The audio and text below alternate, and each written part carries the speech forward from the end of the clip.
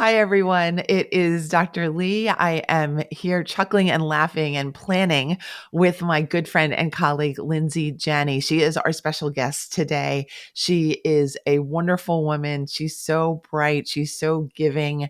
She's so lovely. And she is an excellent mentor on everything energy, intuition, manifestation. And we're going to have a lovely conversation today. Welcome to the chat. Oh, thank you so much for having me. It's just always so nice to be with you and here as well. So, thank you very much. I appreciate it. Thank you for being here and for making the time. We had a failed date. We were supposed to go to a crystal expo together, and that just didn't, the dates didn't work out for us. But we do talk crystal sometimes, but I, we might do that today. But Lindsay, why don't you take the lead and give us a deeper description of who you are, what you like to do, and what we should know about you? Sure. So, I like to say, first and foremost, that people are many different facets of a diamond, right? So, who I say that I am here is also different, elsewhere. So, I am a mom, I am an entrepreneur, I am also highly intuitive. And I love working with the people that I work with. And what I wind up doing is helping people remove energetic blocks that have been blocking them. And your energy works in so many different ways. But I help people remove their energetic blocks through their subconscious mind, through their physical energy, through their emotional energy, and through their spiritual energy. And so when I really work with people, it helps people remove the things that have been holding them back for so long. And they're just like, oh, I've been trying so hard to get to this next point and I've done everything right and I just can't figure it out. And I help them uncover what's really energetically blocking them from it. Because if they've done everything right by the textbook, logically thinking, right, there's got to be something else. And so I help people tap into their energy at the soul level and help them move forward. And so that's what I do. And I help people put everything into action as well. So, what I do in my professional life is it always bleeds into my personal life. And I think that, as we are all energetic beings and we are all souls, everything is connected. Okay, wonderful. Before we get into your backstory a little bit more, I want to start asking questions already.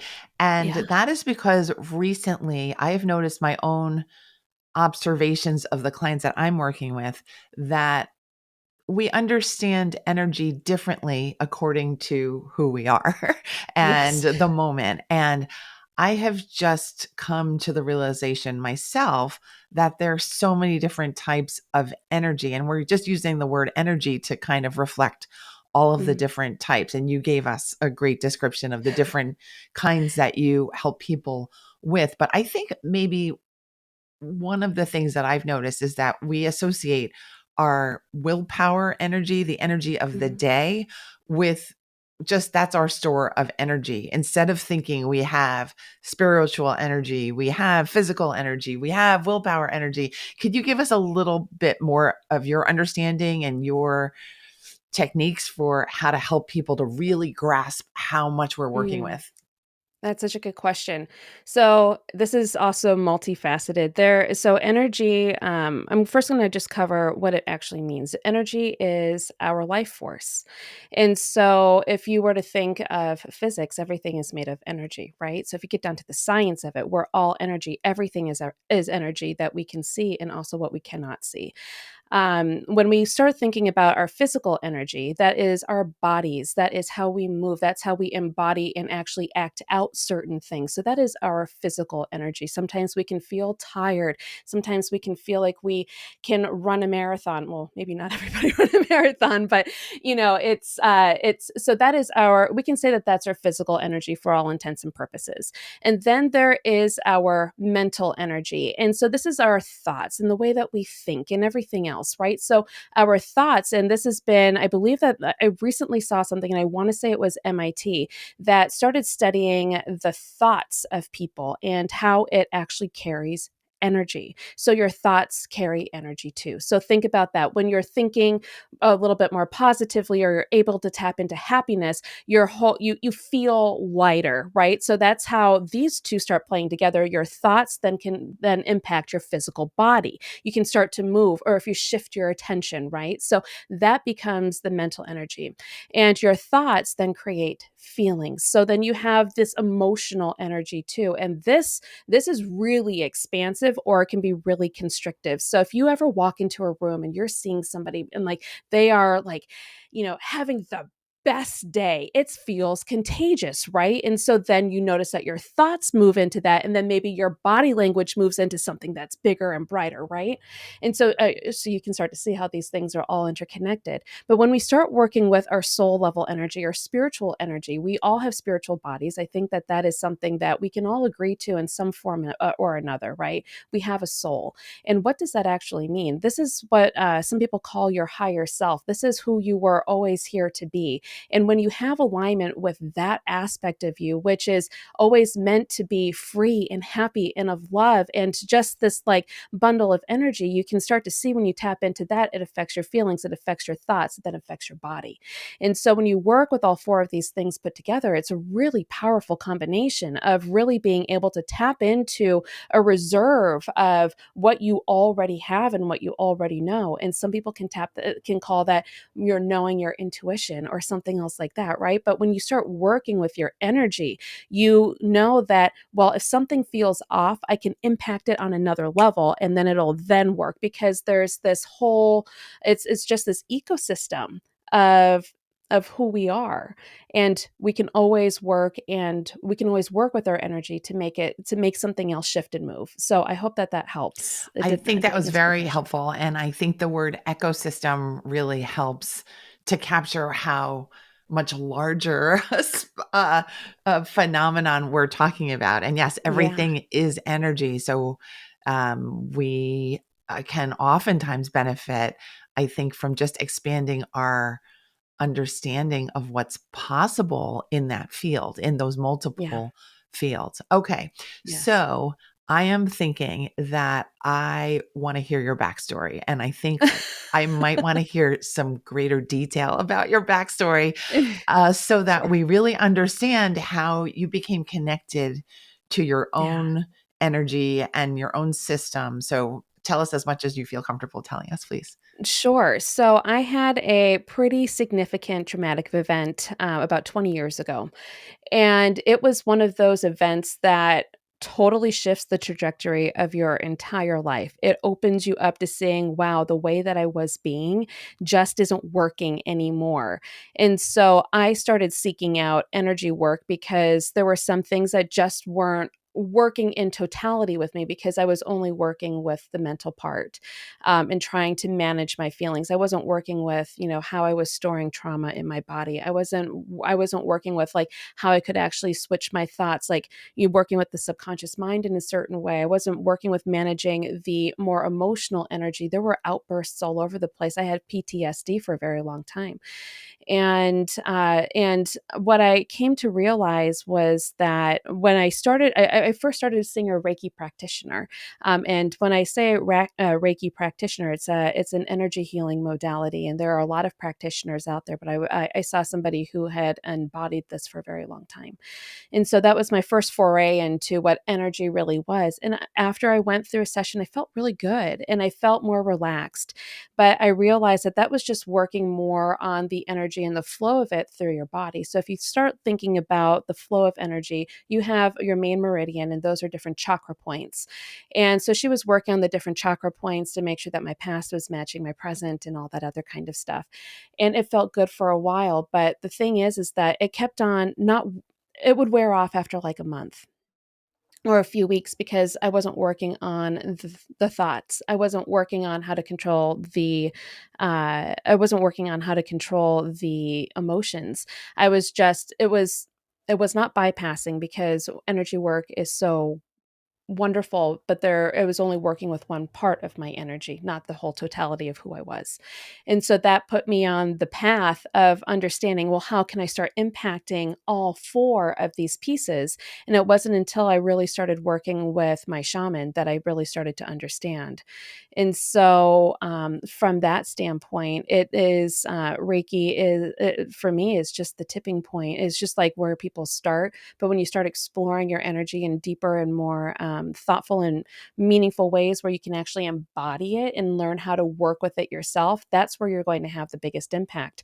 So that's how I got started. I wanted to be able to continually tap into this energy of just love and happiness and ease and just live my life the way that I wanted to. And sure, there are growth periods, and then there's stagnation, and it's this continual peeling back of the onion.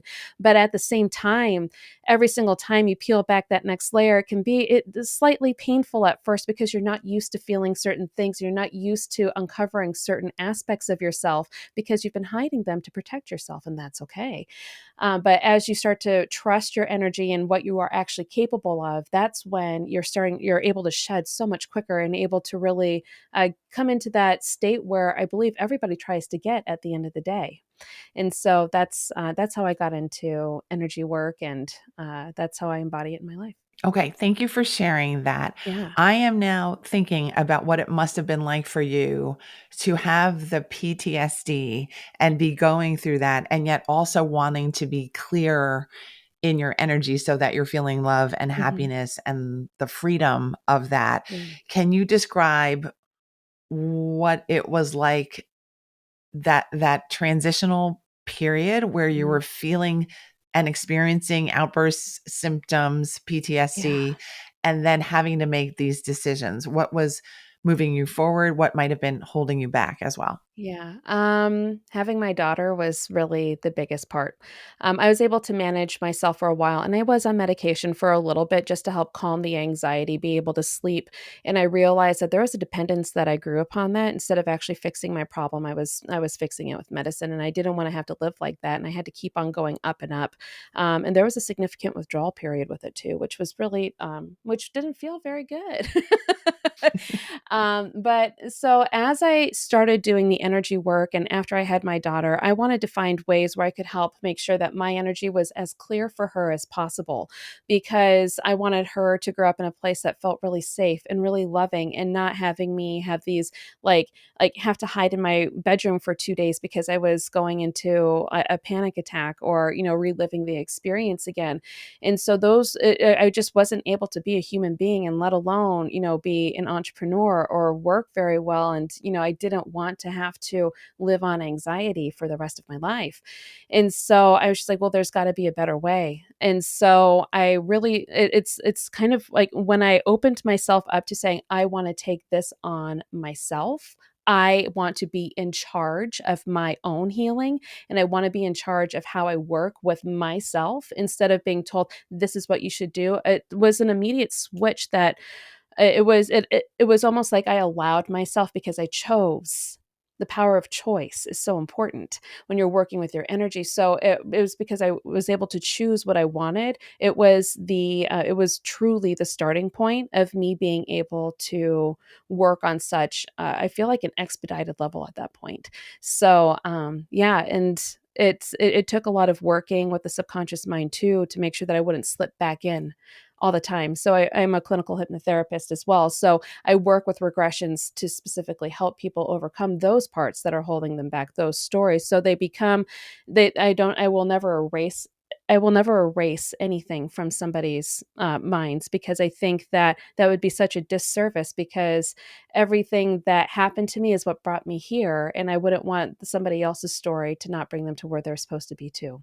So, Beautiful. It's amazing how childbirth really can be such a force for moving forward. Yes, right? Babies. and really connecting with the higher self. Yeah, Yeah. absolutely. Absolutely. So wonderful. And could you describe now a little bit more about what you're doing professionally and how you attract clients and the people that you love to work with, and what your style of work has been up to this point. I'm multi-passionate.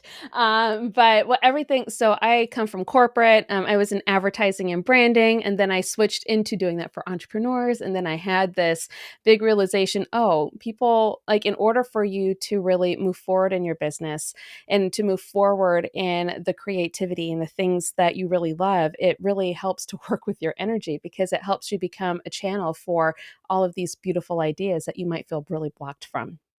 And so I started with one-on-one, and then I quickly moved into a group coaching program because it was something where I didn't want to hold back anything from the people who really wanted to move forward and really wanted help. So, yes, it's important to have strategy to do the work, and it's really important to be able to do that, but it's also important to be able to embody the energy of what you want to create. And so, what I help people do, and I think it might really be best if I describe what energy actually is in order for you to attract the people that you want. I find it that it's relatively effortless when this happens because you are working with energy. And I, when you work with your energy, you are also manifesting at that point too. And I'm not saying this in like some, like, like, oh, just go manifest it. Like, there's actual science behind it. There's universal laws behind it, and it all starts with your energy. So when you're looking at your energy, that is your life force. That is like what comes into your being, but you're also in an energetic field. So your energetic field, you can either, it'll shrink if you're really constricted, and it will vibrate out really strongly and wide wherever you are. So there is a frequency, and you can call these frequencies based upon like emotions, for instance. So if you're sad, or if you're upset, or if you're frustrated, angry, grieving, what shame, fear, all of that is a lower energetic state, right? Like, and I think we can all understand like that feels heavy, right? All of that feels heavy, like, but people carry that around and they don't realize how heavy, how heavy they are actually, like how much weight they're actually carrying on their backs. But then when you start to tap into all the happiness, the love, the excitement, the joy, all of that, I'm sure we can also agree is this really light energy that we enjoy being around. And see, the thing is that we always do our best to get into those states, and anything that anybody ever does is simply them trying to do their best to become happy, to be loved, to be all of that, right? So if you start to think about it in that aspect, everything that everybody does is always meant to get them there. Whether or not that actually happens is a different story, is because they are in a different default energy. And so when you start to raise your frequency, the state of your emotions, let's just say, and you're able to stay in them for a longer period of time, this becomes your default of who you are. And so everybody knows your higher self and who you are at a soul level is all of those really beautiful things. So we have the ability to tap into that all the time if we so choose. Again, it's choice. And so when you start to work with your energy and you start to find ways to bring it up every single bit, you also have, it's almost like you have a boulder and then you have a balloon with a string that's tied to it. And all you want is for that balloon to fly, and you want to remove that boulder, you clip it. It's about clipping the string, letting the boulder still exist, but as you start to float up, the boulders become smaller, right? And so that's how I think I can best describe what that is. So when you start to vibrate at this frequency, sometimes it might be smaller at first if you're just starting to deep dive into it, right? But then it starts to expand. So the vibration is the expansion of what that energy actually is.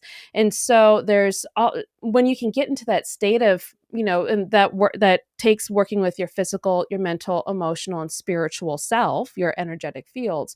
That's really where, when you have that alignment, people are like saying like, oh, law of attraction, like alignment with the universe. That's really what that alignment is. It's the alignment with your higher self and with everything else. That is the law of oneness.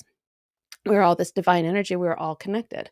And so if you start to think about that, there is everything that you want has a certain resonance to it with the frequency that it's at. So if you want something that's better, it's likely a higher frequency, and you must match it in order for it to come to you.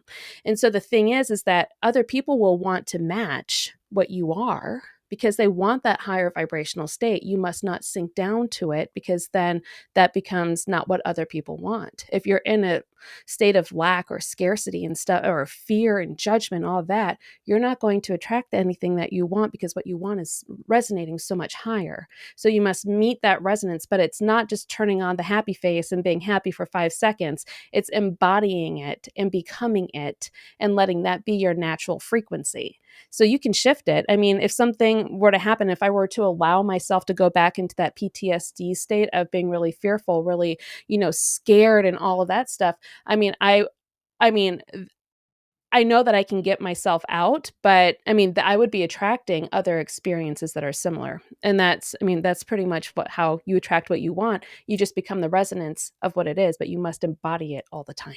Thank you so much for that beautiful and wise description of all the different elements of Sorry. energy and law of attraction. Could you describe a little bit more about that centerpiece about resonance and attraction, because some of our listeners may not be Yeah. familiar with the law of attraction? Could you just hone in on that piece for me? Yeah. So law of attraction is simply like attracts like, and it's also very closely associated to the law of vibration and all like what the law of oneness, where everything is one. It's kind of governs all the other laws. There's more than 12 universal laws, by the way. There's just the ma- the main ones that I think most people are familiar with, right? So the law of attraction is like attracts like, and so if you think that like somebody wants if somebody's coming to you, and let's say you're a business, right? And somebody wants that transformation, you must be the transformation in order for them to get it. You can't just talk about it. You must embody it. You must feel it. You must just ooze this yumminess, this shift, this transformation that these people want. Otherwise that they're going to choose something else, right?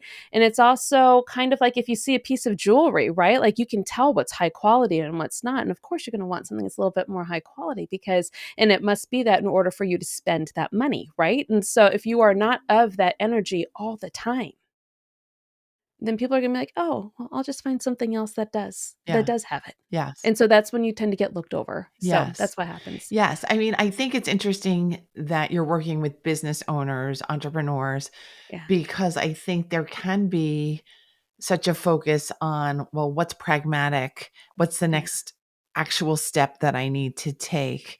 And that Yeah. people, I'm assuming, can bypass this kind of work thinking that, well, there must be some person I can hire or some message that I can put out into the world that can cover all of this. What would you say to that person if they're thinking, I don't really need this energy work? What would your reflection be? I would say look at your bank account after you launch. I mean, let's be honest. When you are in this energy and you can feel it, sometimes it's just palpable. Like if you see Oprah, and I know you've got like a relationship with Oprah magazine, but like when you see Oprah and you're like, God, like just be my friend. Like she is like, she has a specific energy about her. She puts out this frequency of just being like, oh, yes, I just want to be around you. And sometimes it's not about what I mean, it is about what you know. Like let's be honest. You must master something, because if you're putting out something, if you're lying, universe is going to come, it'll come back to you, right?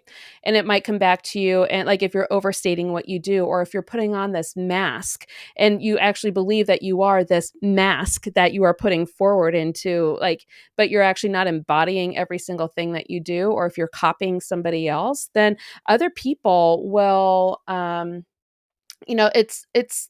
energetically, people pick up on this stuff. They will see it.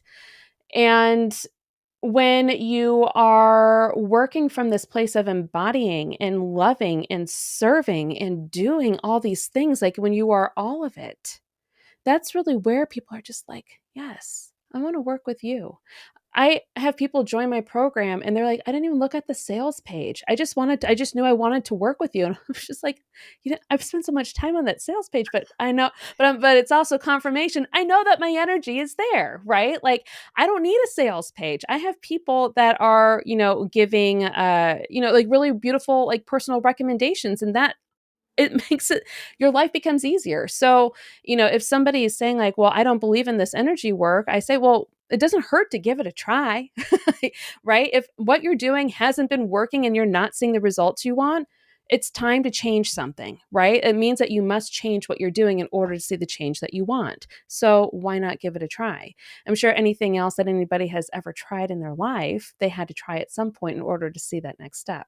And so it's just sequentially, it's just a little bit different. That's all. But sometimes a little bit different works. Most of the time it does. So I love this. It really is the power of choice, as you've mentioned, but also the power of change, yeah. that you can not only be open to being more comfortable and familiar with all the different types of energy that you possess, but also with what your energy can bring to you and how your energy can influence those around you and the world around you. It's really, really powerful and energizing and worth the shift when Yeah. you can do it. So, thank you, Lindsay, for being the voice of all of this and embodying Thank you. all of this positive and powerful energy yourself. I know you've done a lot of work to get here to this point, and you do this with a lot of love. So, thank you for coming on my show and sharing this with Mm. our audience today. Oh, well, thank you so much for having me. I really appreciate it. And yeah, it just, if you can just find one way to be happy every single day, just find that happiness, close your eyes and just find that aspect of being really happy in your heart and just tap into that for like 5 seconds. It will drastically impact your day and it will have a ripple effect on everything that you do, other people, the projects that you work on, or just even the people who you're with. Just tap into that, like that, those feelings of happiness. And maybe it's a memory and just find that one happy spot for 5 seconds, 10 seconds, stay in it as long as you want. But whatever you have time for, just find it. And you will start to see just how different you begin to feel. Thank you, thank you, thank you. I know a particular way that you can find a few minutes every day of better happiness, and that is Lindsay's podcast. Could you mention this because I know it's a new baby for you. So let us know all about it.